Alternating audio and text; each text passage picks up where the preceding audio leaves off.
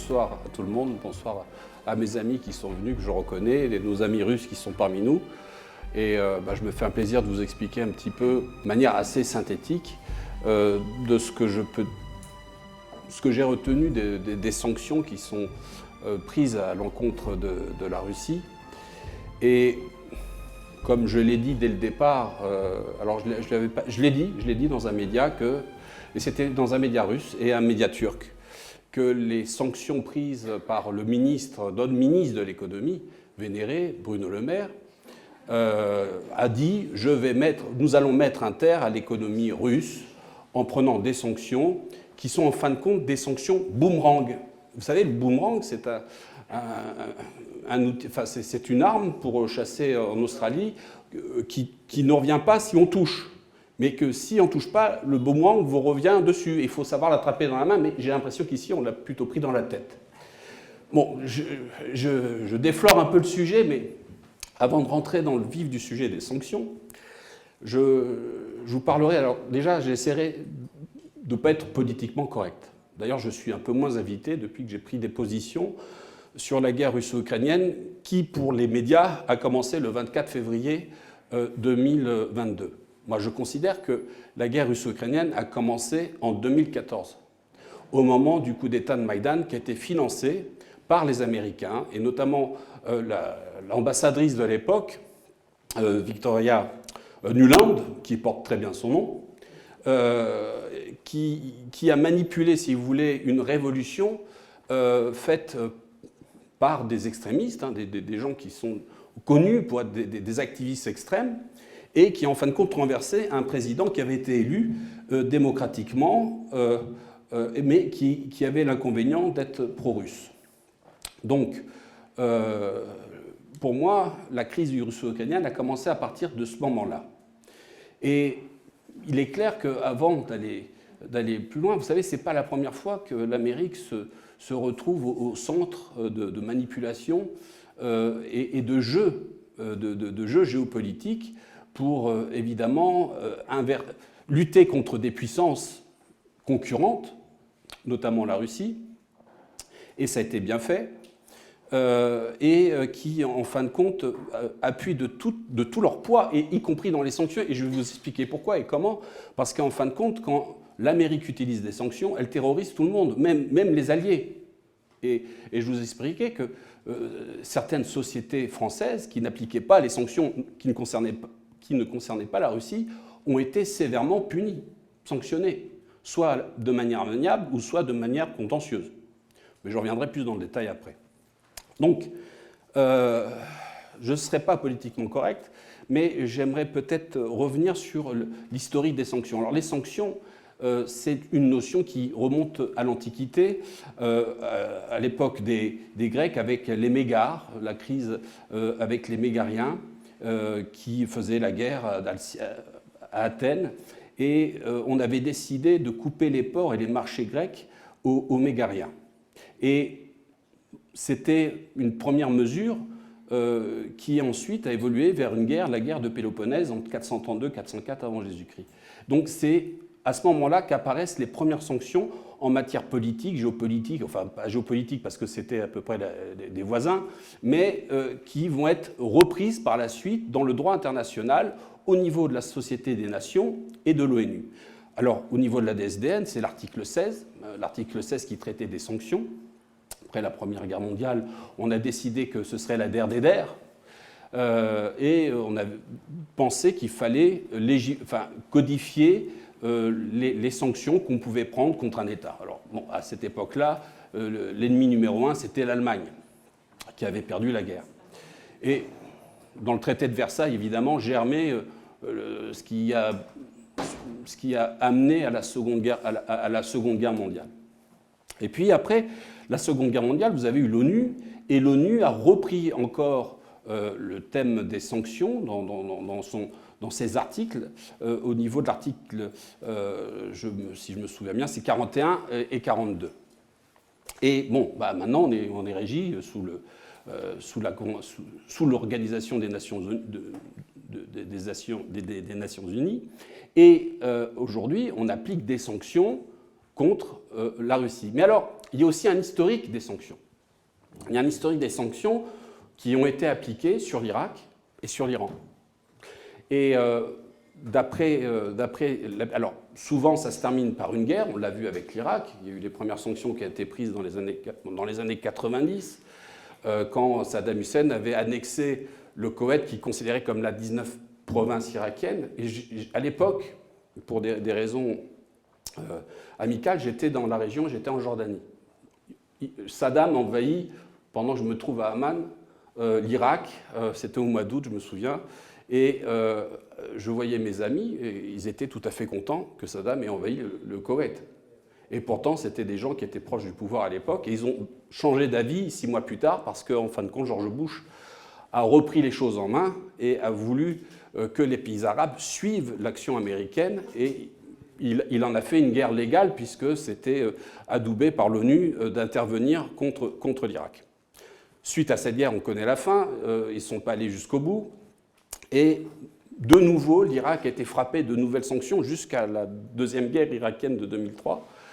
Et ces sanctions, je m'en souviens parce que j'ai fait à partir en 1998 un voyage humanitaire où j'étais parti avec une délégation française pour apporter des médicaments et des ambulances à l'État irakien.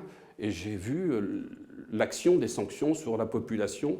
Et évidemment, ces sanctions fragilisent la population par la malnutrition, le manque de soins. Et moi, j'ai vu des choses horribles dans les hôpitaux. Je voyais des enfants mourir du fait qu'ils n'étaient pas assez alimentés ou qu'ils n'avaient pas les médicaments qu'ils avaient besoin. Et je me souviens, c'était sous la férule de Bill Clinton et de Madeleine Albright. Et en plus de ces sanctions, c'est-à-dire que le peuple souffrait, soutenait encore Saddam Hussein. Bon, vous allez me dire, oui, mais il s'imposait, etc. Mais si vous voulez, il y avait un respect encore de leur président jusqu'à ce qu'il soit fait prendre et pendre en 2003. Donc on voit que les sanctions ne sont pas forcément un succès. Et ça aboutit à une guerre. Et on a vu le désastre. Alors cette deuxième guerre n'était plus légale. Cette fois-ci, il n'y avait plus l'unanimité, il n'y avait plus le blanc-seing des Nations Unies. Et on a vu le désastre qu'a créé cette guerre. Et on peut dire qu'il y a eu des millions de morts. Et je n'ai pas les chiffres exacts, mais pour vous dire qu'il y a 2 poids, 2 mesures. Et je terminerai mon discours par une parabole, mais pas maintenant, mais à la fin de mon développement. Il y a eu, si vous voulez, une politique américaine désastreuse sur l'Irak qui nous a amené à Daesh, à l'État islamique, qui a fait un État dirigé par la charia de l'Irak à la Syrie. Et la Russie n'a pas hésité à aider El-Assad à sauver son pays, parce qu'il a joué dans le concret. Il ne s'est pas posé la question, oh, est-il fréquentable, pas fréquentable, parce que vous savez, il y a fréquentable et pas fréquentable. L'Arabie Saoudite, elle est fréquentable. Elle peut faire la guerre contre le Yémen, mais bon, il y a du pétrole, il y a de l'argent, etc. On ne dit rien. Et c'est tout le temps comme ça, c'est le 2 poids, 2 mesures. Il y a les bombes propres et les bombes sales. Donc c'est un peu la politique occidentale aujourd'hui de choisir ses ennemis, ses adversaires, et de faire une storytelling. La storytelling de Poutine, qui est un ogre, un tyran, alors qu'en fin de compte, si les gens connaissent l'histoire russe et l'histoire contemporaine, actuelle russe, Poutine est un centriste. Ce n'est pas du tout un extrémiste. Et il y a des gens qui seraient susceptibles de lui succéder et qui seraient vraiment jusqu'au boutiste. Alors que jusqu'à présent, les choses se passent sous contrôle. Il ne faut pas oublier que la Russie, c'est une puissance nucléaire qui dispose de plus de 7000 têtes nucléaires et d'une puissance effroyable. Alors évidemment que la guerre nucléaire, c'est ce qu'il y a le plus horrible, parce qu'il n'y aurait ni perdant ni gagnant, d'un côté comme de l'autre. Tout le monde en est conscient. Mais c'est pour un peu rappeler les choses. Alors c'est vrai que le droit d'ingérence instauré par M. Kouchner, Bernard Kouchner, c'est aussi un droit d'ingérence à géométrie variable. On a utilisé le droit d'ingérence pour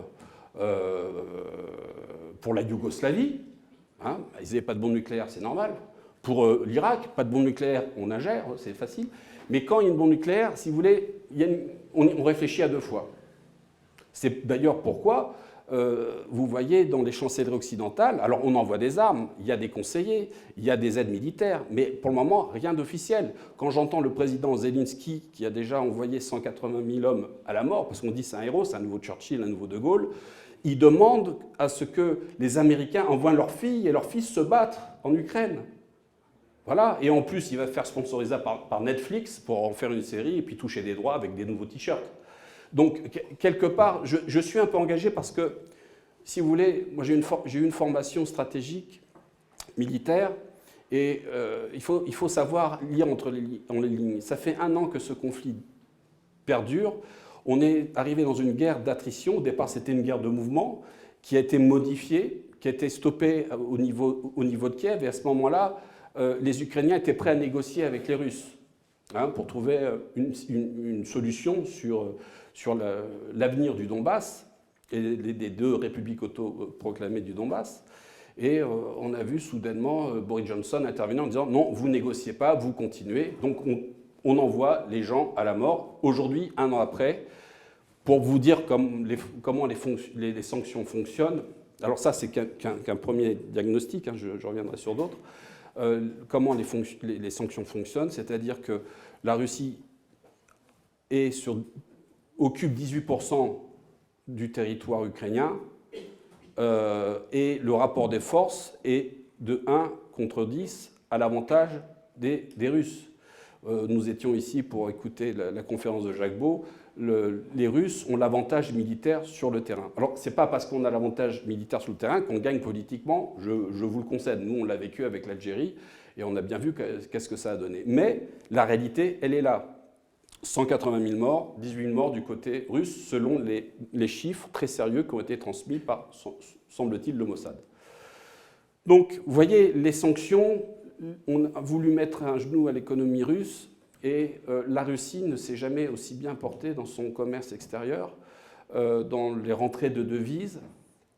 Et on s'aperçoit, si vous voulez, de l'effet boomerang, comme je vous ai dit, qu'on n'a pas rattrapé à la main, mais qu'on a pris en pleine tête quand je vois le désastre pour nos TPE, nos PME, qui sont pénalisés non seulement par l'inflation des prix. Alors, ça vient pas. Alors, il est vrai que le système, enfin, le phénomène de l'inflation ne vient pas que de la guerre russo-ukrainienne. Elle vient d'autres faits. Déjà, un affaiblissement de l'euro, une dévaluation de l'euro qui fait que les prix augmentent. Et ensuite, il y a eu l'augmentation de l'électricité. Et l'électricité, vous savez, elle est calculée en fonction de l'énergie que l'on produit pour faire de l'électricité la plus chère.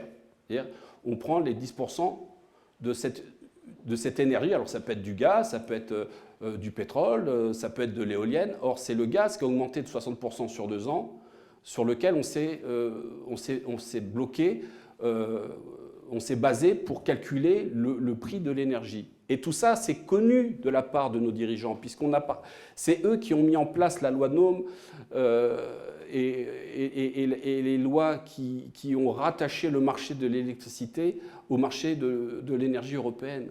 Voilà, donc il faut arrêter de dire n'importe quoi. Nos gouvernants, ce sont des pompiers pyromanes, ils sont conscients de ce qu'ils font. Quand ils ont pris des sanctions sur le gaz et sur le pétrole, ils savaient automatiquement qu'il allait y avoir un impact sur le coût de l'énergie et de l'électricité. Bon, je reviendrai peut-être un peu dessus. Donc, concernant les sanctions, alors je vous ai parlé de l'Irak, l'Iran aussi, alors ça a commencé à partir de 1995. L'Union européenne a suivi, évidemment, par mimétisme, en 2006. 2005, pour arriver à un infléchissement sur les sanctions, parce qu'on ne voulait pas que l'Iran dispose, à juste titre, on n'a pas besoin d'avoir plus de pays qui ont la bombe nucléaire. Plus il y a de bombes nucléaires et plus il y a de conflits nucléaires possibles. Et Trump a remis en place les sanctions, Donald Trump a remis les sanctions en place contre l'Iran, et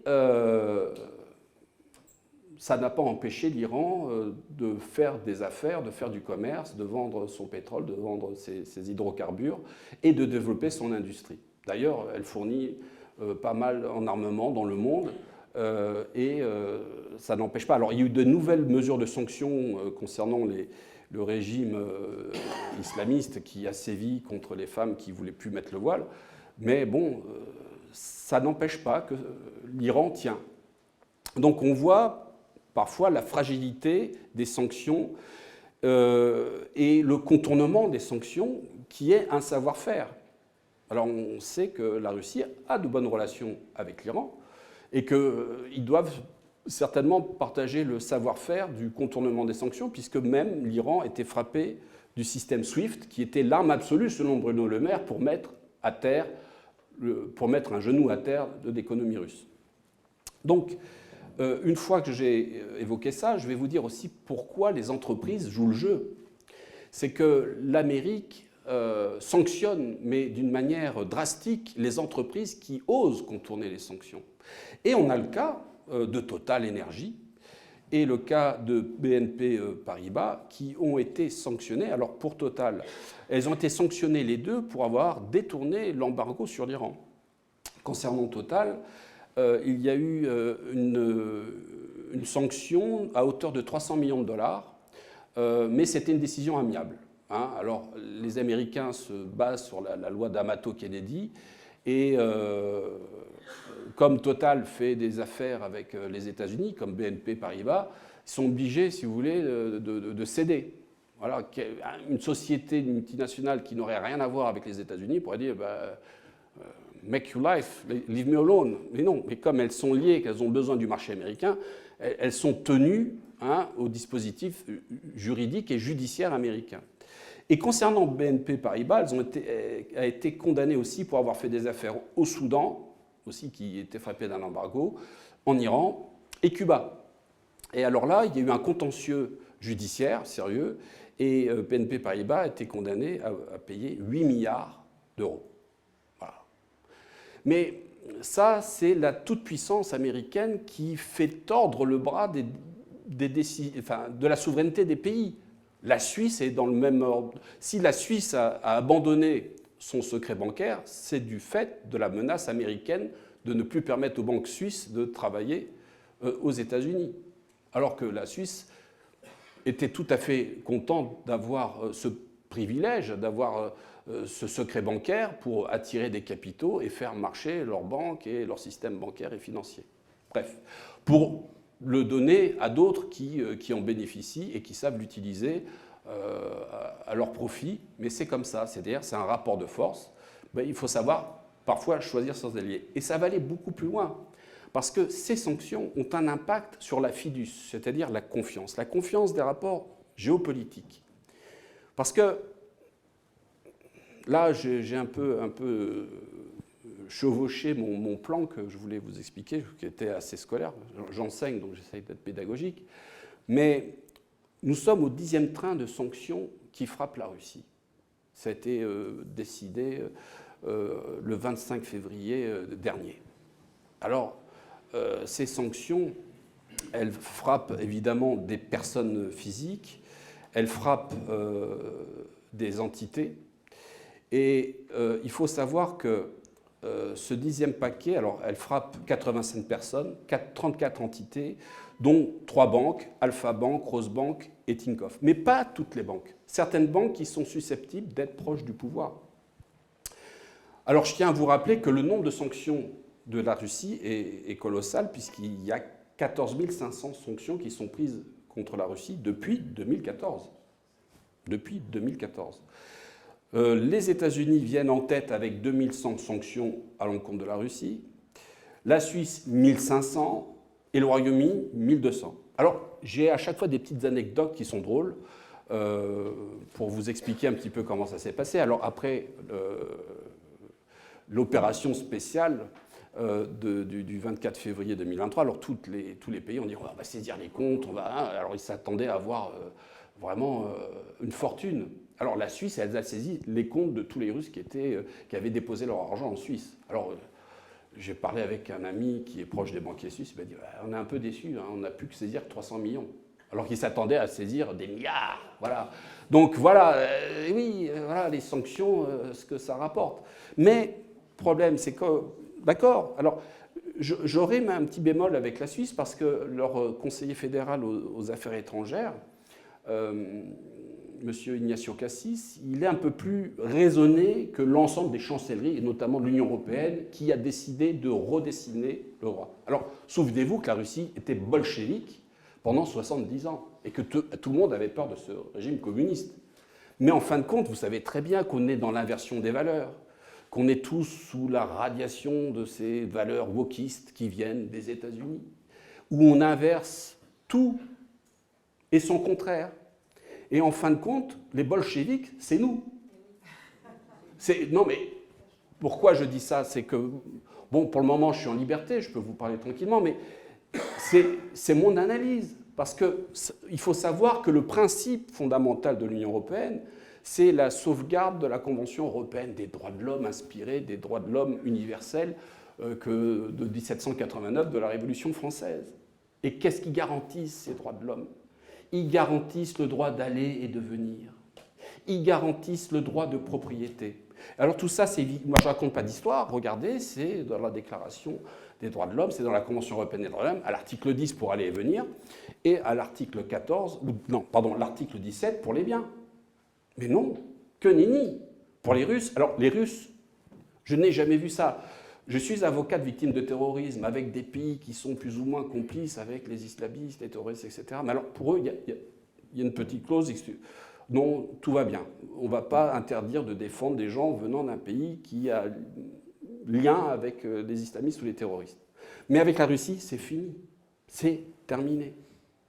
Il faut savoir que le Conseil européen a pris une décision, un règlement qui est le règlement 1904 de 2022, qui interdit aux avocats de l'Union européenne, et même je crois que ça concerne la Suisse, qui ne fait pas partie de l'Europe, donc bon, ils aiment bien se mêler, eux qui étaient neutres et ne le sont plus, qui interdit aux avocats de défendre les ressortissants russes ou les personnes morales russes qui auraient eu des comptes ou des biens, des avoirs saisis. C'est pas parce qu'on les défend qu'on gagne, mais au moins qu'on laisse aux gens la possibilité de se défendre. Tous ces gens, toutes ces sociétés ne sont pas liées au gouvernement russe. Donc, si vous voulez, au niveau de la confiance, tout est rompu. Et c'est une attaque. Alors, les gens vont dire, oui, mais c'est normal, les Russes... Mais non, non, non. Les Russes ont un droit. Ils ont un droit commercial, ils ont des codes, ils ont des règles. Alors, le bal, il a été ouvert aussi en partie avec François Hollande.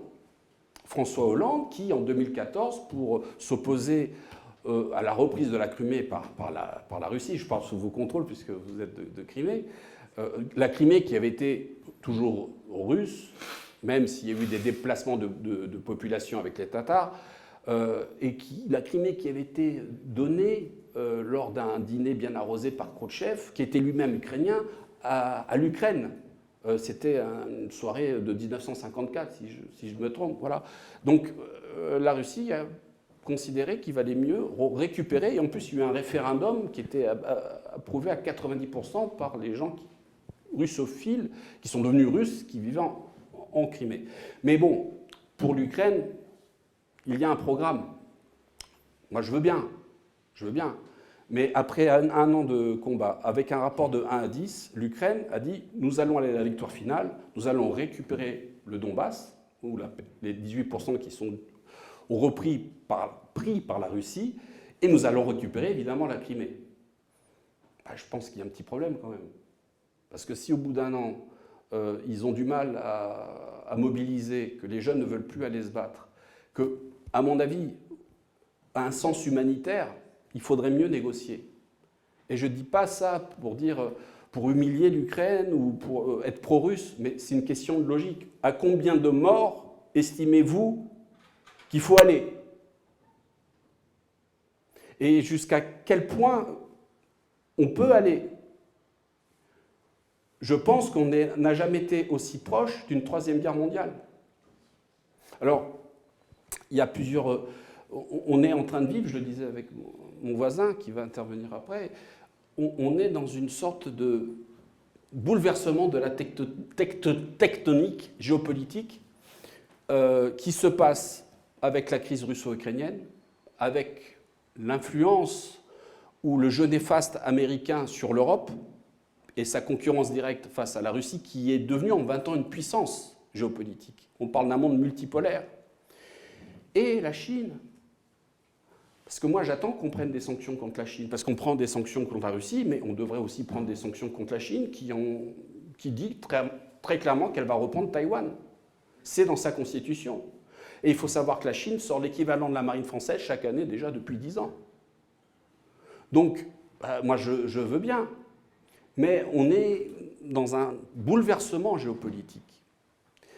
Et je continuerai dans le développement des sanctions sur le 10e paquet. Alors, il y a eu des restrictions commerciales, des restrictions sur les médias. Il y a aussi des restrictions relatives aux infrastructures critiques de l'UE. Je reviendrai dessus. Il y a des restrictions sur le secteur de l'énergie et du secteur aérien. Et enfin, il y a des obligations de dénonciation. Alors, je reviens sur la première, la restriction commerciale.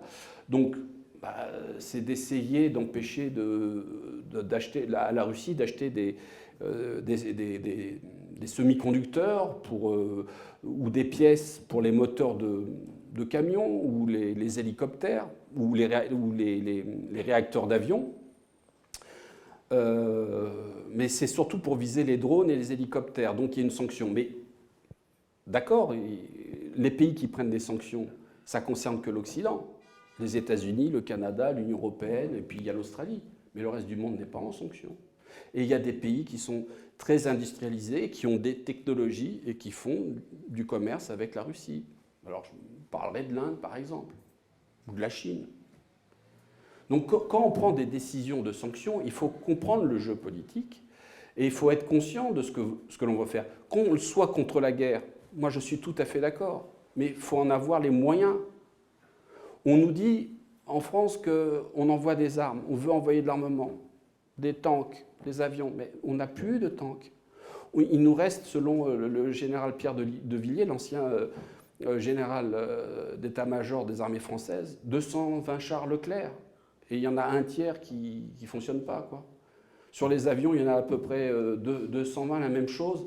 Et il y en a un tiers qui manque, pour lesquels il manque des pièces de rechange. Nous ne sommes plus en mesure de faire une guerre. Mais on veut alimenter la guerre. Alors on va livrer des canons César, évidemment. On va livrer des AMX-10.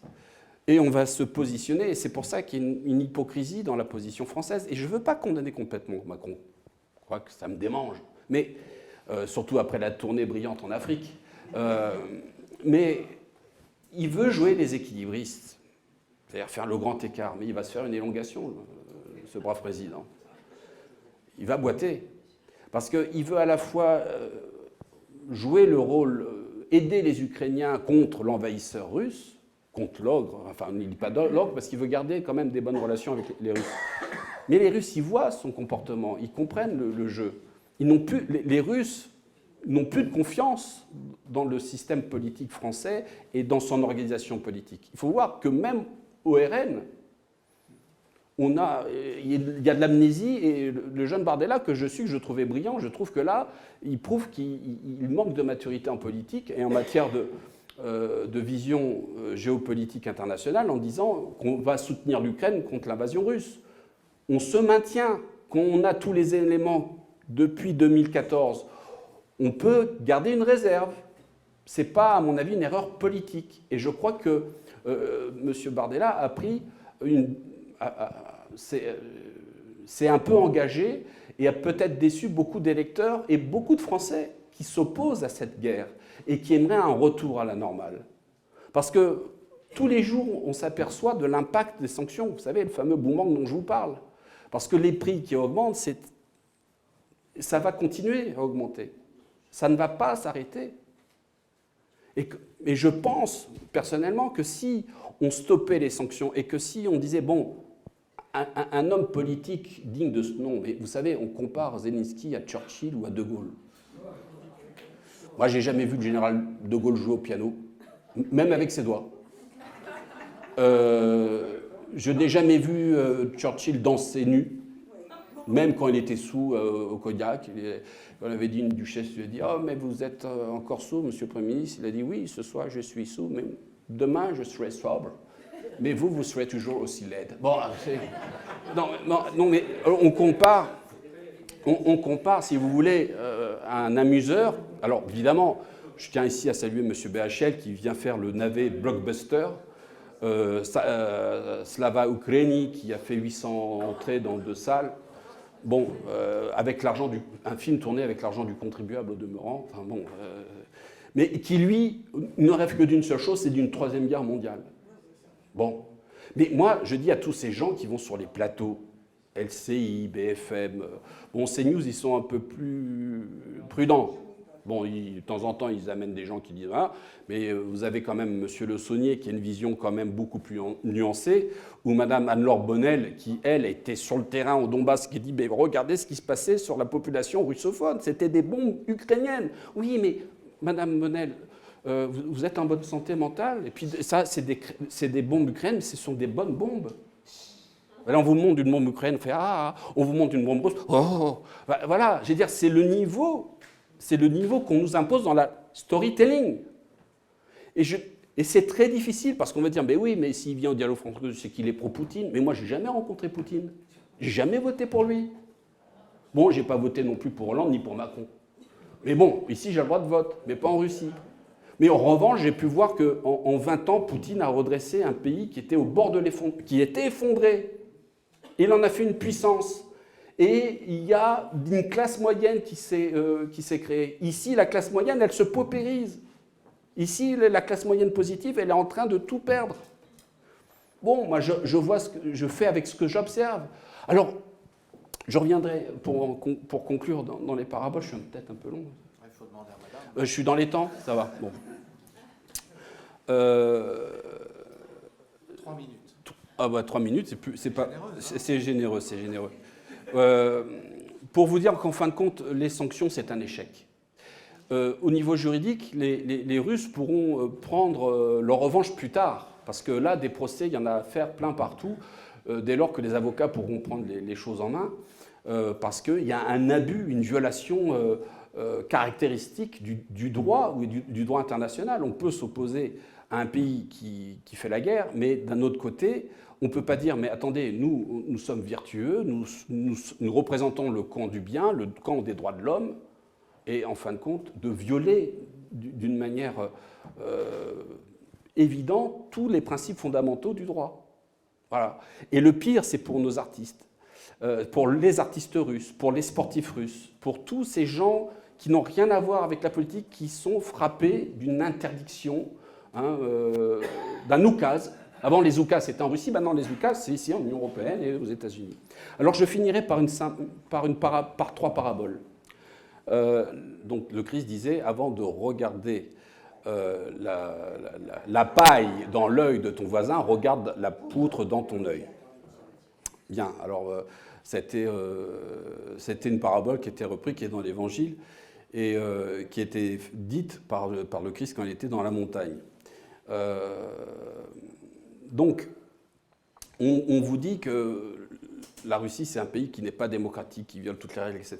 Mais souvenez-vous, nous sommes un pays démocratique. Sous les présidences de Valéry Giscard d'Estaing, alors on dit, oui, il assassine les gens, il tue les journalistes, il tue les oligarques, etc., sans preuve. Bon, il y a des présomptions, c'est comme ça. Mais nous, on a eu des morts mystérieuses.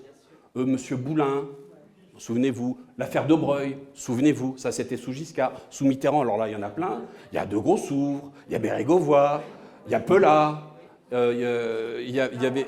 Pardon ? Oui, Bérégovoy. Mais nous, on dit Bérégovoy. Mais moi, vous dites Bérégovoy, mais voilà. Et Jean Edernalier. Des morts mystérieuses. Voilà. Mais oui, mais ici, c'est la démocratie. Nos morts mystérieuses sont démocratiques. Tant qu'en Russie, alors que quand même, je crois que le président Poutine a été réélu par élection, par la voie électorale.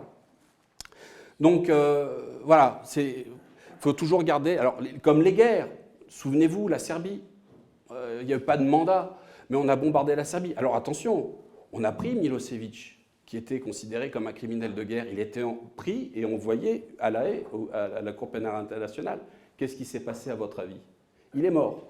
Il a eu une crise cardiaque. Mais il faut regarder l'enquête. Il a été blanchi, mais jamais dans les médias on vous en a parlé. On n'a retenu contre lui aucun crime de guerre. C'est du droit. Voilà. Donc, vous voyez, regardez plutôt la poudre que vous avez dans votre œil au lieu de voir la paille qu'il y a dans l'œil de l'autre. L'autre parabole aussi, c'est que celui qui a la femme adultère, le Christ a dit, celui qui n'a jamais péché jette la première pierre. Alors à ce moment-là, les plus anciens ont reculé d'un pas. Ben, c'est la même chose, c'est-à-dire, on fait des guerres qui sont justes. La Libye, c'était juste. Alors il y avait un mandat de l'ONU. Mais regardez le dégât que ça a provoqué. Regardez ce qui s'est passé. L'Afghanistan, regardez, on a dû partir en courant. Les Américains ont dû laisser du matériel pour des milliards. Voilà, donc on essaye de donner des leçons et on n'a pas, je veux dire, on a beaucoup de choses, l'Occident a beaucoup de choses à se reprocher. Et enfin, je terminerai avec l'Apocalypse, selon Saint Jean, avec les 7 cavaliers, les 7 trompettes, et il faut que le monde, que les dirigeants prennent conscience qu'on est au bord de quelque chose de très grave. Alors, quelqu'un m'avait dit, est-ce que vous êtes pessimiste, optimiste? J'ai dit, je suis entre les deux. Je reste optimiste. Mais on n'est pas à l'abri d'un débordement et on n'est pas à l'abri que l'article 5 de l'OTAN soit mis en jeu pour défendre un pays qui serait touché par cette guerre. Et je pense notamment à la Pologne, qui est en train de se réarmer. Et contradictoirement, la Pologne, qui est plutôt conservatrice, se rattache aux États-Unis, qui est devenu un pays qui a perdu, à mon avis, beaucoup de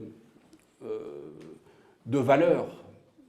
Et c'est un peu l'alliance de la carpe et du lapin. Mais la Pologne a tellement peur de la Russie qu'ils sont prêts à n'importe quoi. Et les pays baltes. Et c'est vrai que les généraux gamelins qui vont sur les plateaux, ils ne rêvent que d'une action de l'OTAN, ou je pense que M. Zelensky rêverait d'entraîner le monde dans une 3e guerre mondiale pour entrer dans l'histoire. Voilà, ce serait l'apothéose. Je pense qu'il y a un véritable risque. Et je pense qu'il y a aussi que je crois qu'on a tort de se couper de la Russie et qu'il est temps de se réveiller et que l'on doit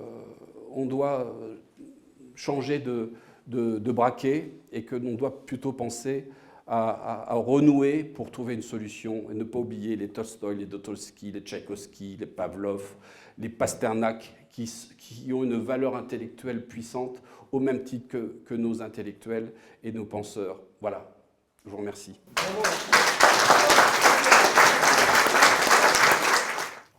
Je voudrais d'abord attirer votre attention sur le fait que dans leur histoire, les États-Unis ont finalement une très curieuse façon de faire la guerre.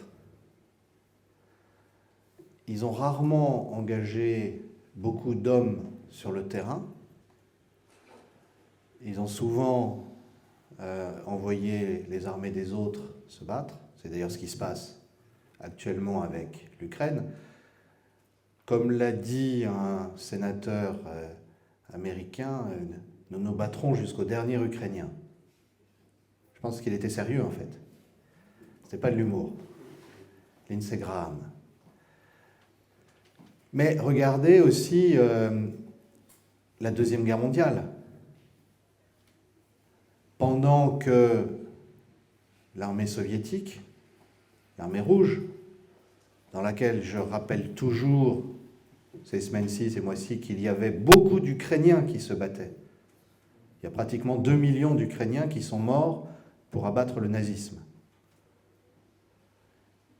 Eh bien, pendant que l'armée rouge se battait, que faisaient les États-Unis? Ils bombardaient les villes allemandes. Alors vous me direz, ils étaient engagés au Japon, dans le Pacifique, enfin, contre le Japon. Enfin, ils ont fini la guerre en lâchant 2 bombes atomiques. Alors, les États-Unis ont toujours essayé d'avoir le moins de pertes possibles. Vous savez que c'est l'origine vraisemblable du mot OK, zero killed. C'est la situation idéale. Pourquoi est-ce que je parle de ça ?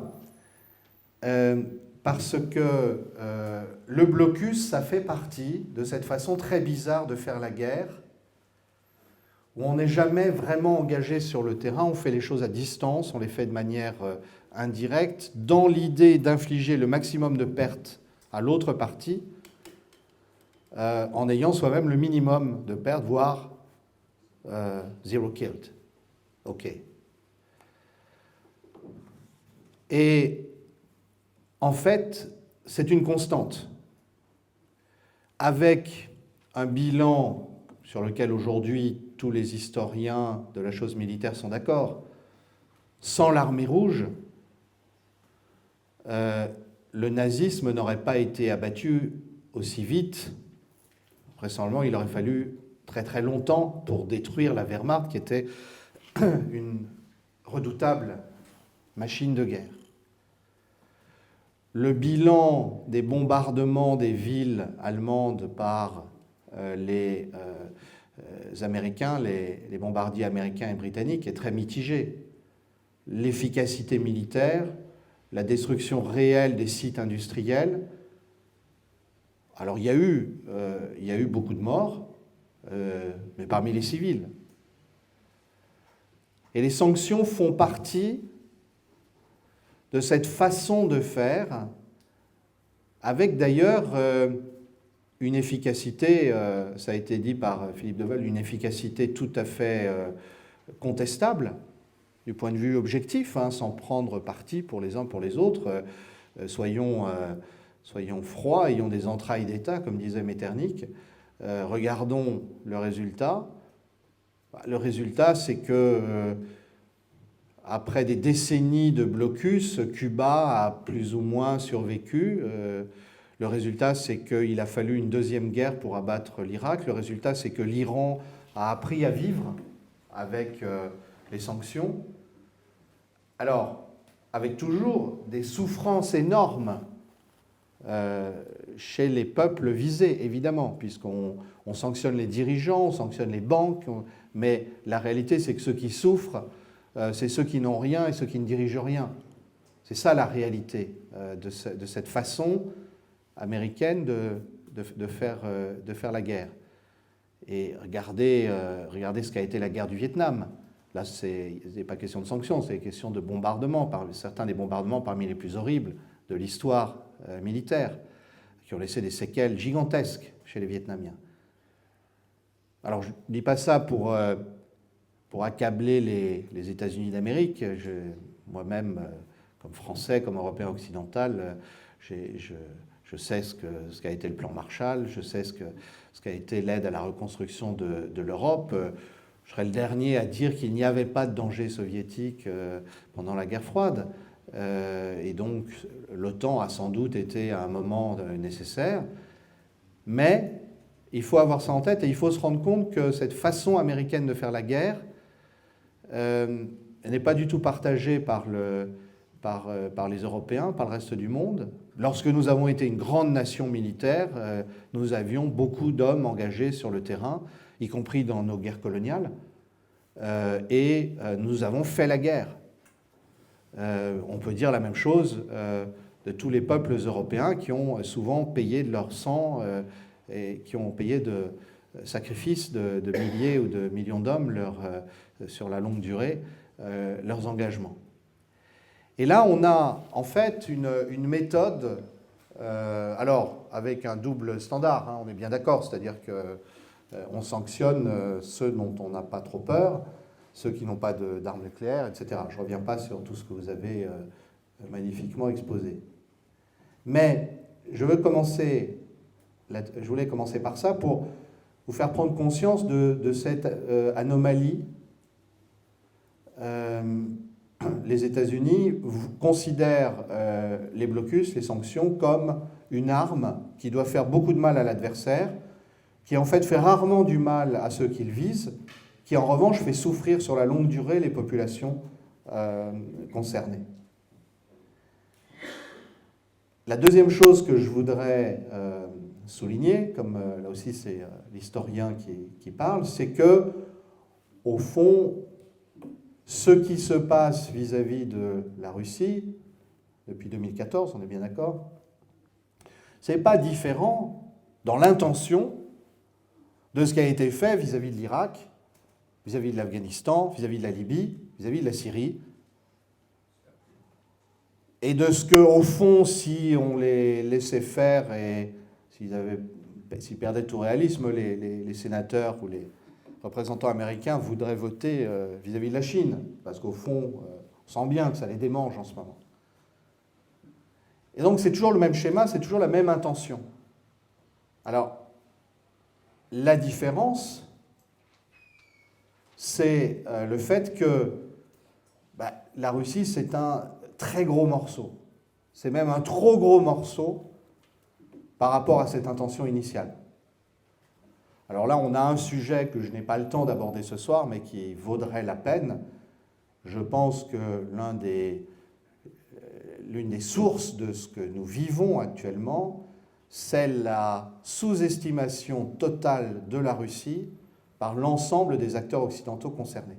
Il y a un mélange de mépris et de détestation avec des proportions variées et un aveuglement sur ce que sont les forces réelles de la Russie, aussi bien dans la longue durée, à travers l'histoire, qu'aujourd'hui, concrètement, vous avez parlé de cette reconstruction du pays mise en œuvre sous la direction de Vladimir Poutine. Mais je ne vais pas m'engager là-dessus, sauf que ça a conduit à faire une erreur qui a été de penser que, bon, c'est peut-être vrai que les sanctions n'ont pas toujours marché, mais là, ça va marcher. Alors, vous avez fait allusion à l'inénarrable ministre de l'économie, Bruno Le Maire. Il se trouve que ça a été mon camarade à l'école normale supérieure. Non, mais c'était un bon camarade. C'était un bon camarade et il était assez pacifique à l'époque. Quand je l'ai entendu, quand je l'ai vu à la télévision expliquer avec une espèce de rage contenue qu'on allait faire une guerre économique totale à la Russie, je me suis rappelé quand il m'invitait à boire un verre, on était presque voisins, oui, on était voisins de couloir. Bon, pour vous raconter une anecdote sur lui, il m'invitait vers 20h à boire un verre, je m'attendais à boire un bon whisky, il m'offrait du thé. Donc, si j'avais fait attention à ce détail à l'époque, je me serais dit ça commence mal. Mais Bruno Le Maire était, je pense, d'une certaine manière, il s'est emballé, mais c'est aussi parce que, je vais y revenir, les Européens ne pensent plus par eux-mêmes. Donc on a répété ce que disaient les Américains, et les Américains disaient « ça va marcher les sanctions, la Russie c'est normal, elle va s'effondrer ». Bon, certains pouvaient dire « ça n'a pas toujours marché », mais avec la Russie, vous allez voir, ça va marcher. Bon, c'est aussi une logique qui est d'ordre totalitaire, hein, c'est moins quelque chose marche, plus on l'essaye. Parce que ça finira bien par marcher, c'est parce qu'on n'en a pas fait assez que... Alors, je crois qu'il faut avoir ça en tête et se rendre compte qu'effectivement, l'intention est la même, la façon de faire est la même, mais l'adversaire n'est pas le même. Et l'adversaire a tenu le choc. Comme historien, un jour il va falloir écrire cette histoire, il sera passionnant de réfléchir sur, et je dis ça en toute neutralité, l'intelligence stratégique de la Russie qui a consisté à ne pas faire la guerre pour le Donbass tout de suite en 2014, alors même qu'il y avait des forces qui y poussaient, parce que, sans doute, le pays se disait qu'il n'était pas prêt à affronter un train de sanctions de l'intensité que l'on connaît aujourd'hui. 7 ans plus tard, il semble que ce soit le cas. En tout cas, il se passe aussi quelque chose de très important dans le reste du monde, c'est que le reste du monde n'a pas pris parti pour les sanctions occidentales, les sanctions américaines copiées par les Européens. et les autres peuples anglo-saxons. Et ça, c'est absolument fondamental. Lorsque les Américains ont sanctionné l'Irak, ont sanctionné d'autres pays, il n'y a pas beaucoup de peuples qui ont osé résister. En fait, aujourd'hui, on arrive, dans le cas de la Russie, à un moment. Ce moment, c'est presque 35 ans après la fin de la guerre froide. Un moment où on a un nouvel équilibre des forces dans le monde qui est en train de se dessiner. Et où un certain nombre de pays n'ont plus peur des États-Unis. Et ça, je crois que c'est très important. Ce qui se passe en ce moment, c'est que la peur qui a régné pendant 30 ans disparaît. Parce que, avec toute notre bonne conscience d'Européens de l'Ouest, d'Occidentaux, d'États membres de l'Union européenne, on était contents, parce qu'après tout, grâce aux États-Unis, on avait gagné la guerre froide. Et puis, bon, les États-Unis, alors oui, ils n'y allaient pas toujours en finesse. Oui, c'est vrai, bon, les enfants irakiens, c'est quand même pas très joli, mais bon, malgré tout, c'est les États-Unis, c'est la démocratie, c'est la liberté, etc. Sauf que, vu du reste du monde, c'est pas du tout comme ça que ça a été perçu. Et ça, je crois qu'il y a un aveuglement.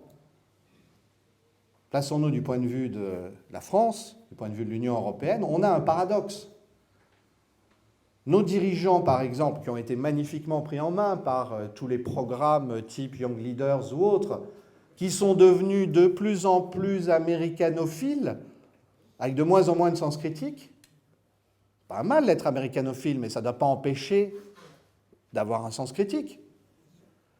Eh bien, ces dirigeants-là, ils ont de moins en moins perçu que le reste du monde était habité d'une colère grandissante devant l'arbitraire américain.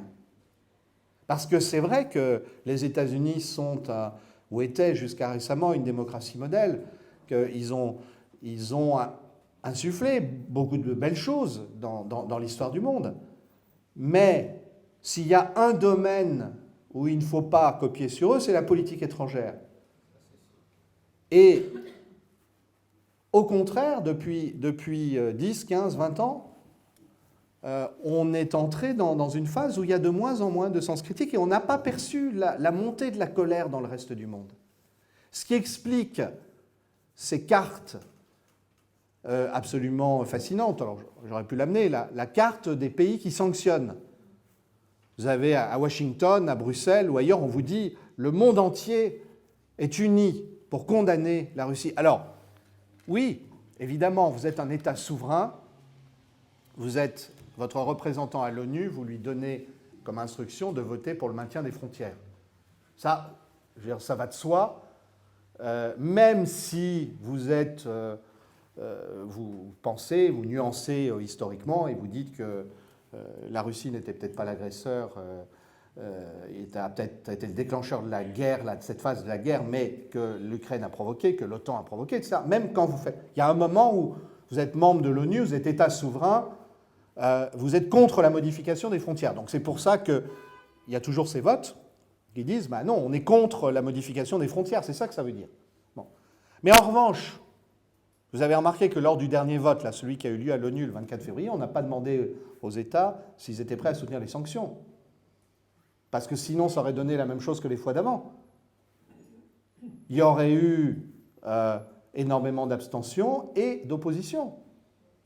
Et aujourd'hui, regardez la carte du monde. Qu'est-ce que c'est que le monde qui condamne la Russie? C'est l'Amérique du Nord, l'Union européenne, plus quelques autres États. Tous les autres sont soit neutres, soit hostiles.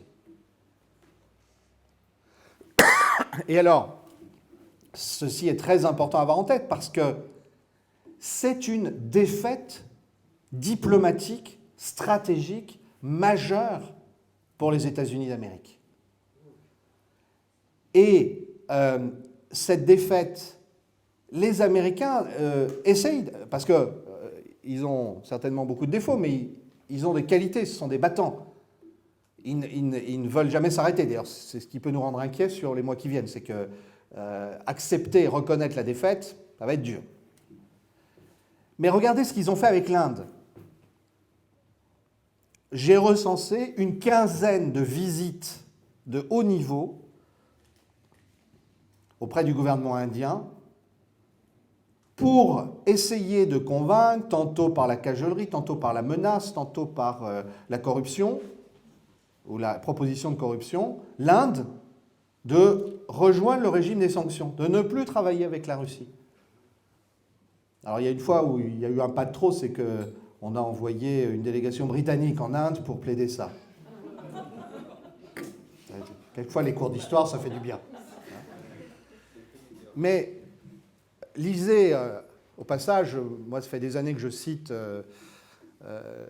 l'ancien directeur du ministère des Affaires étrangères indien, Bhadra Kumar, extraordinaire ses analyses depuis des années. Et lisez comme il analyse ça, c'est-à-dire qu'il y a une véritable émancipation de l'Inde qui maintient coûte que coûte sa neutralité. Alors elle participe au Quad, là, avec d'autres pays, pour équilibrer face à la Chine. Les Indiens se demandent ce que ça va donner, cette nouvelle situation géopolitique mondiale. La Chine qui a l'air de se rapprocher sans se rapprocher. Mais il n'empêche qu'il n'y a jamais eu autant de transactions pétrolières entre la Russie et l'Inde, etc. Bon. Et les États-Unis ont fait une pression énorme. La pression faite en Afrique, il suffit de lire les médias africains pour se rendre compte que la pression est maximale. La pression faite sur l'Amérique latine, elle est importante. Et d'ailleurs, on voit bien que Lula, qui a été mal élu, est dans une situation compliquée vis-à-vis du grand frère nord-américain. Il semble pour l'instant qu'il maintienne la ligne, c'est-à-dire l'appartenance aux BRICS et la neutralité et œuvrer pour une médiation. Mais regardez cette carte, c'est très important d'avoir ça en tête. Alors, si vous retournez, il se passe quelque chose que moi je trouve absolument terrible, mais dramatique du point de vue de la France, membre de l'Union européenne, du point de vue de l'Union européenne. Je pense que nous n'avons pas idée, à moins de, là encore, de lire les grands médias du monde. Je vous recommande tout ce qu'est la presse des pays d'Asie en langue anglaise. C'est là qu'on se fait la meilleure idée de ce qui se passe vraiment dans le monde. Et bien, si vous lisez ça, vous vous rendez compte que l'image de l'Union européenne est en chute libre. La manière dont l'Union européenne a épousé la querelle américaine avec la Russie, la manière dont l'Union européenne a été jusqu'au boutiste dans les sanctions. Enfin, il faut quand même se rendre compte que Mme von der Leyen discutait officiellement, parce que officieusement ça a peut-être commencé avant, discutait dès le mois de janvier de train de sanctions de janvier 2022, avant le début de la guerre, de train de sanctions que l'Union européenne pourrait prendre en cas de guerre, pourrait prendre contre la Russie, sans qu'il y ait eu, à notre connaissance, de consultation du Conseil européen. Alors, j'imagine que les grands États avaient été informés, comme disent les Français, les grands États, parce qu'on a un peu de mépris pour les petits États, mais j'imagine que la France, l'Allemagne étaient au courant, l'Espagne, l'Italie, peut-être, la Pologne, sûrement. Bon. Mais enfin, on ne se rend pas compte. Quand on a créé, quand la communauté européenne est devenue l'Union européenne, c'était pour renforcer cette idée que l'Europe, c'était la paix. Or, aujourd'hui, écoutez Mme von der Leyen, écoutez Borrell, écoutez beaucoup de ceux qui parlent au nom de l'Union. L'Europe, c'est la guerre. Et dans le monde, il y a une désillusion. On était souvent étonnés, il y a 10, 15, 20 ans, quand on se baladait dans le monde, on savait que l'Union européenne, ce n'était pas toujours facile, que c'était un peu laborieux, c'était des négociations interminables, que c'était des traités qui s'empilaient sans qu'on sache toujours si c'était utile, etc. Mais vous arriviez en Chine, en Inde, en Russie, ailleurs, on vous disait « Ah, c'est merveilleux, vous êtes un modèle ». Ben aujourd'hui, c'est fini. C'est un anti-modèle. Et ça, je pense que c'est la première conséquence géopolitique absolument dramatique des sanctions, de la manière dont l'Union européenne s'est unie aux sanctions américaines, et même quelquefois a fait du zèle. Quand vous regardez, le président Poutine d'ailleurs l'a dit ouvertement, dans les fameuses réserves monétaires, la Banque centrale de Russie avait acheté de l'euro. Et avait acheté de l'euro dans l'idée que c'était une alternative au dollar. Le fait que l'Union européenne se soit jointe aux sanctions économiques et financières avec cette violence fait que l'euro n'apparaît plus que comme un appendice du dollar. Et du coup, vous parliez de la baisse de l'euro, c'est normal, il y a beaucoup d'euros qui sont remis sur le marché.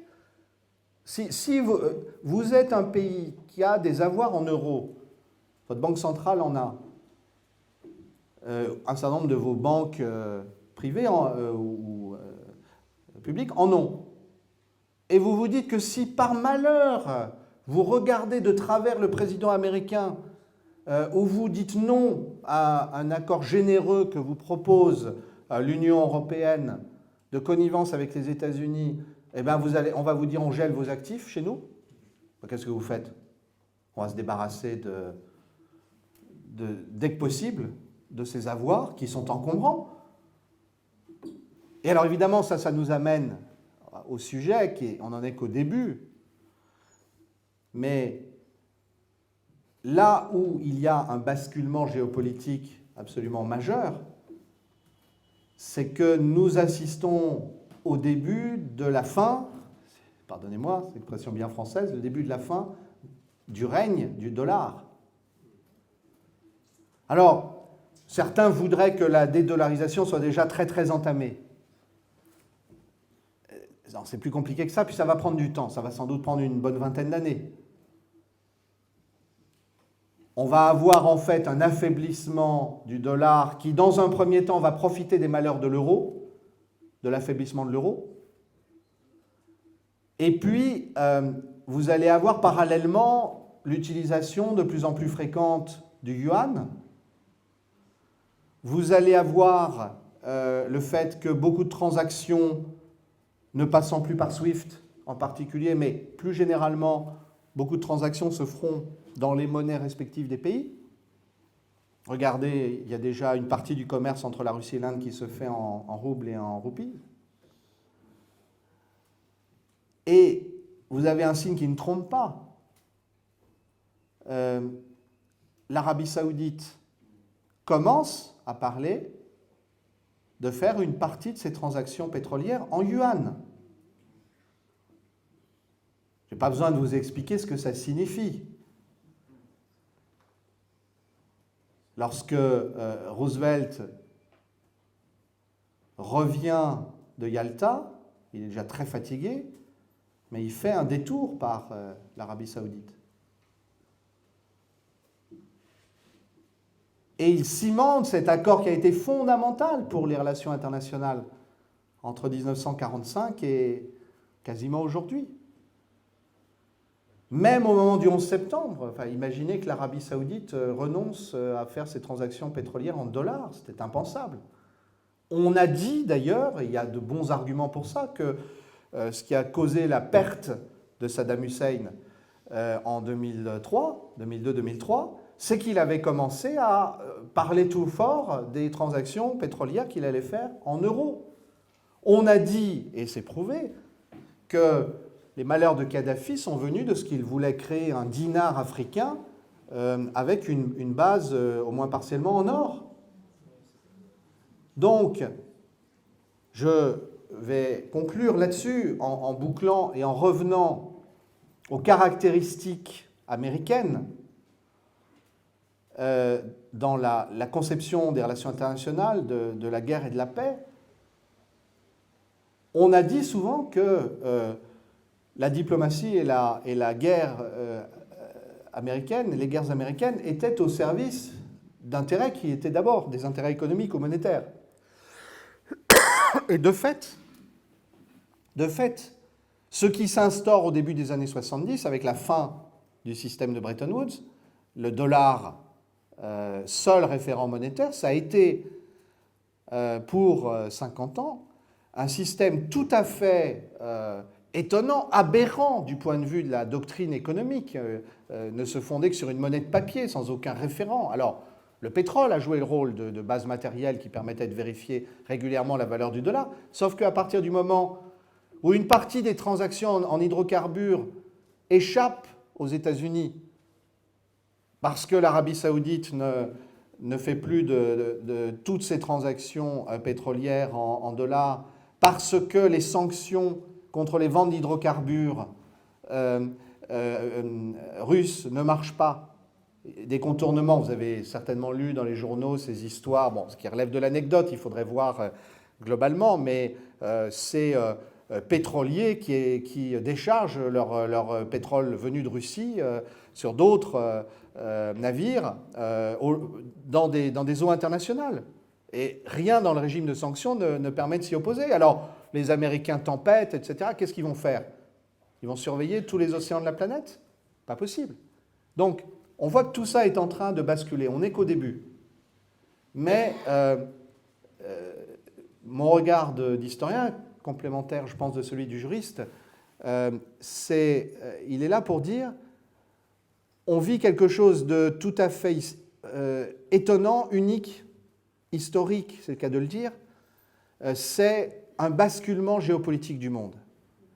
Au fond, si vous voulez, je ne sais pas si, peut-être que vous allez trouver ma comparaison triviale et vu le tragique de la situation, mais les États-Unis, je vais quand même l'apprendre parce que vu l'importance du sport aux États-Unis, les Américains se comportent comme ces sportifs qui ont toujours gagné, puis en vieillissant, ils ont quand même gagné, mais ils utilisaient toujours la même façon de faire, la même méthode. Et puis il y a un moment où ça ne marche plus. Et là, c'est ce qui est en train de se passer.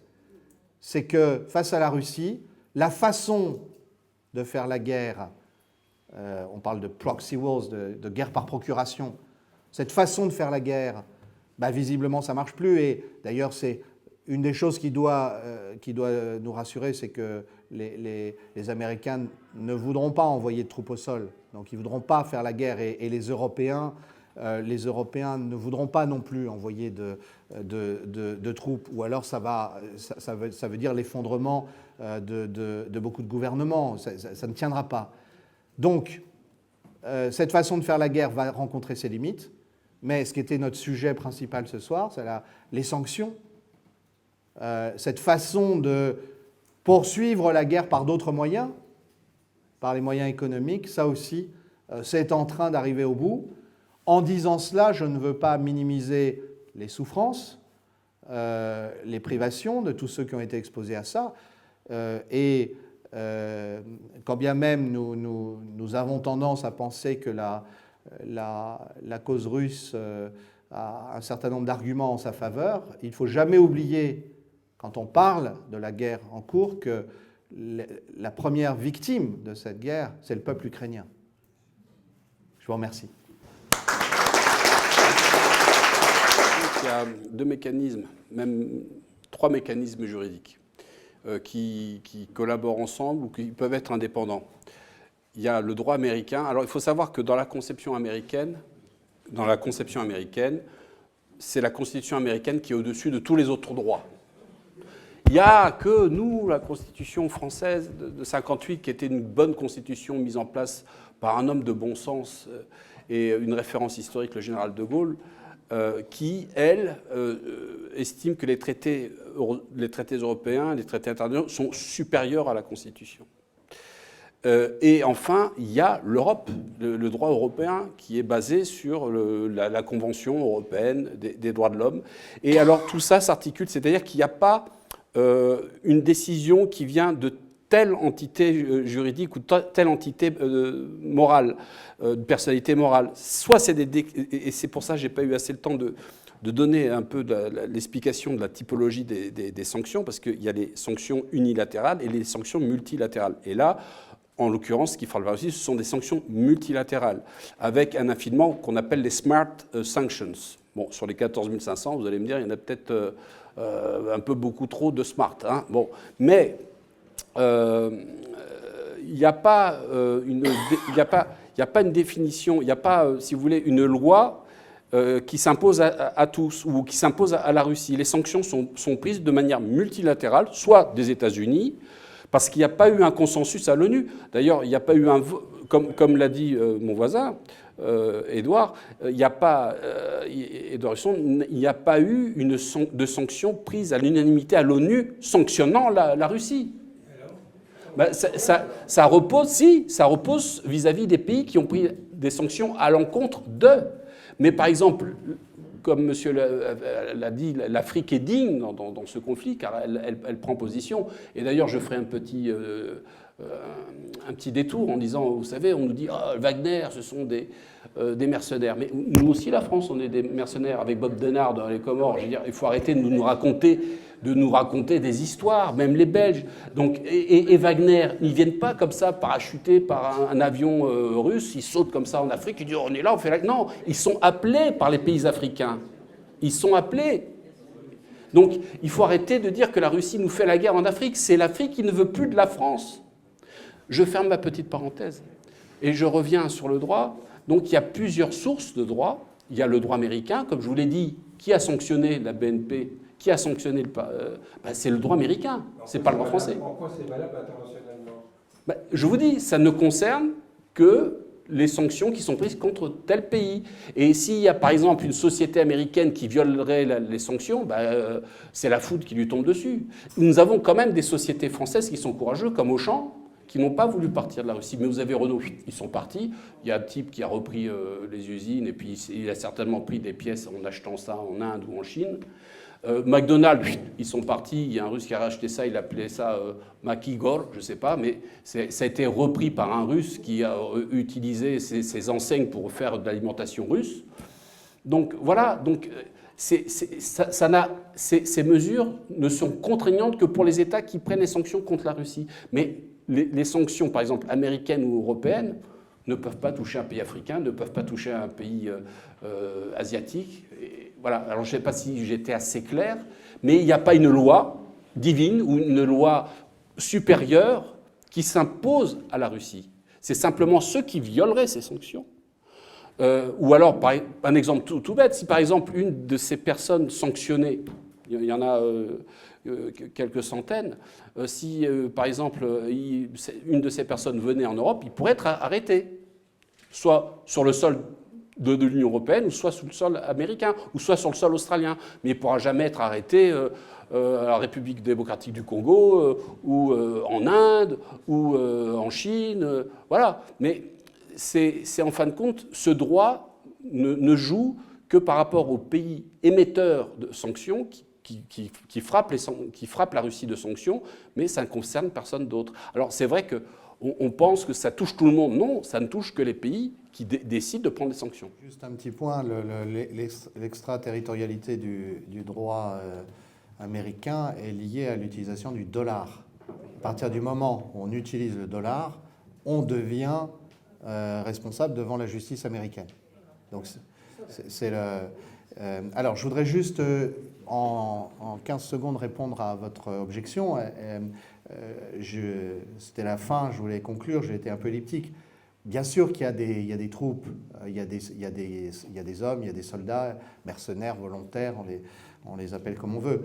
Ce que je voulais dire par là, c'est qu'il y a une grande différence entre ça qui reste clandestin, et d'ailleurs pour éviter l'escalade, les Russes font semblant de ne pas savoir que la nationalité d'origine des blessés, des morts, des prisonniers qu'ils identifient.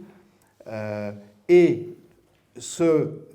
la seule façon qu'il y aurait de rétablir la situation militaire en faveur de l'Ukraine, qui serait d'envoyer massivement des troupes, officiellement, des troupes qui seraient des troupes américaines déclarées, de métier ou de conscription, ou bien de demander aux pays européens d'envoyer tout à fait officiellement des unités. Et ça, je pense qu'on ne franchira pas ce seuil-là. Si on le franchissait, c'est là que ça basculerait dans le n'importe quoi.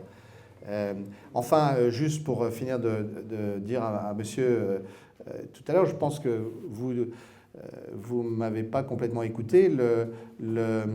J'ai au contraire mis en valeur le courage de l'Amérique latine, de l'Afrique et d'une grande partie de l'Asie qui ne s'est pas laissé intimider par les États-Unis. Et au contraire, je dirais, ça nous rend, je pense, tous, enfin moi comme citoyen français, je suis profondément triste de voir qu'il n'y a... alors, qu'un gouvernement décide à un moment donné, il a une majorité, théoriquement il peut faire voter, mais le problème c'est l'opposition. On n'a pas d'opposition qui soit capable de dire ouvertement non, la France n'est pas en guerre, non, la France ne prend pas parti dans ce conflit, et oui, la France voudrait être une puissance de médiation. Malheureusement, on n'a pas ça, et je pense que, pour finir sur ce point, je pense que le système politique français, de même, j'ai dit, l'Union européenne ne se rend pas compte de la perte de son prestige partout dans le monde. Mais je pense que le système politique français ne se rend pas compte qu'il se délégitime encore plus qu'il n'est déjà délégitimé par cette absence de débat sur la question. Parce que vous seriez étonné de savoir ce que, par exemple, le renseignement intérieur sait sur l'état de l'opinion française sur ce sujet, jusque dans les banlieues françaises. C'est l'Ukraine qui veut retirer le droit de veto. Le président Zelensky, il dit qu'il faut retirer le droit de veto. Voilà. Mais qu'est-ce que vous voulez ? Je veux dire, on est dans un contresens historique. Les chefs d'État qui le reçoivent et qui lui donnent des médailles, voilà, Légion d'honneur. Hein, les Légions d'honneur, ce qui était l'honneur avant, c'est devenu il faut changer le N en R. Voilà. Donc, c'est-à-dire que au lieu de lui promettre des armes, des avions qu'on ne peut pas donner, qu'on n'a pas, ou des tanks qu'on ne peut pas donner, il faudrait dire, mais tu ne crois pas qu'il faudrait qu'on arrête un petit peu, qu'on commence à négocier ? Et je pense que les Russes ne demandent que ça. Il y avait la crise de Cuba qui a duré une semaine. Mais à l'époque, on était gouverné par des gens qui connaissaient. Kennedy, même si c'était un playboy, etc., il avait connu la guerre, il avait été blessé, il était capitaine, il était lieutenant de vaisseau sur un torpilleur. Il a été blessé, il sait de quoi il parlait, il avait fait la guerre. Khrouchtchev aussi. Hein, il avait été sur le front l'Est, il s'occupait du front de Stalingrad. Donc c'était des gens qui connaissaient le prix de la guerre. Macron, à part les balles, quelle balle a-t-il entendu siffler à part les balles de tennis de Roland Garros ? Voilà, je veux dire, Zelensky joue au piano, il danse, et il envoie les autres à la mort. C'est un grand comique, c'est un grand artiste. Le président Poutine, lui, il a connu quand même des moments difficiles. Il a vu son État s'effondrer, il était là quand la Russie était au plus mal. Il a fait déjà des guerres, il sait plus ou moins ce que c'est. Donc bon, c'est un peu les éléments. Alors, il y a aussi Biden qui a toujours été un battant-guerre. La Serbie, il a dit « We have to bomb Serbia ». Je me souviens, j'ai la vidéo, mais c'est épouvantable. L'Irak, la même chose. Encore quelqu'un qui, depuis son bureau à Washington, envoie les boys se faire tuer, etc., pour des histoires qui finissent mal. Parce qu'avec Général de Gaulle, il n'y avait pas de corruption à ce niveau-là. Elle était plus basse, voilà. Après, on ne sait pas. Non, mais je pense qu'il faut quand même faire attention. Ce qui a été exposé ce soir, ce sont des faits que mon camarade et moi, nous pouvons prouver. Oui. Effectivement, si vous voulez parler du détournement des armes livrées à l'Ukraine, là, on a des données. Il y a d'ailleurs une enquête qui a commencé au Congrès américain. Mais par ailleurs, on a des chiffres qui ont été donnés. Il est très probable que seulement 30% des armes arrivent à destination. Alors peut-être pas pour les plus gros matériels, mais pour un certain nombre de livraisons. Donc ça, on peut en parler. Sur le reste, si vous voulez, on va tomber, pardonnez-moi, mais on va tomber dans le café du commerce. Si vous voulez parler de ces phénomènes que les marxistes classeraient du côté de l'impérialisme, au vieux sens de Lénine ou de Hilferding, voilà. Moi, par exemple, j'ai interviewé il y a quelques mois des réfugiés ukrainiens en France qui ont fui le Donbass parce qu'ils étaient sur la ligne de front, en fait. Ils risquaient de se prendre les bombardements ukrainiens. Et À un moment, je leur parle de Maïdan. Et Maïdan, oui, mais ce n'était pas le principal pour eux. Là où ils ont commencé à avoir peur, c'est en 2013, quand ils ont entendu que Chevron avait signé un accord avec Yanukovych, hein, sur l'exploitation du gaz de schiste dans le Donbass. Et là, ils se sont dit, c'était juste après l'Euro de football qui s'était très bien passé, qui était un peu l'apogée de l'Ukraine indépendante, et là, ils se sont dit, il y a un truc qui ne va pas. Ça, voilà, là, on va parler de choses concrètes. Et ce n'était pas d'ailleurs un accord de corruption comme ça, je veux dire. Alors ensuite, il y a peut-être eu des commissions, mais ce n'est pas le sujet. Le sujet, c'est que aujourd'hui, 30% des terres ukrainiennes sont possédées indirectement par de grandes entreprises de l'agroalimentaire américain. Aujourd'hui, on sait qu'il y avait un plan d'exploitation des ressources naturelles du Donbass et qu'il y avait donc que Maïdan, pour le coup, n'est pas sorti de rien, puisqu'il y avait un projet, si possible, d'expulsion des populations pour pouvoir travailler tranquille à ces endroits-là. Ça, oui. Mais pour le reste, faisons attention à ne pas tomber dans quelque chose qui disqualifierait notre discussion générale de ce soir, qui est vraiment passionnante.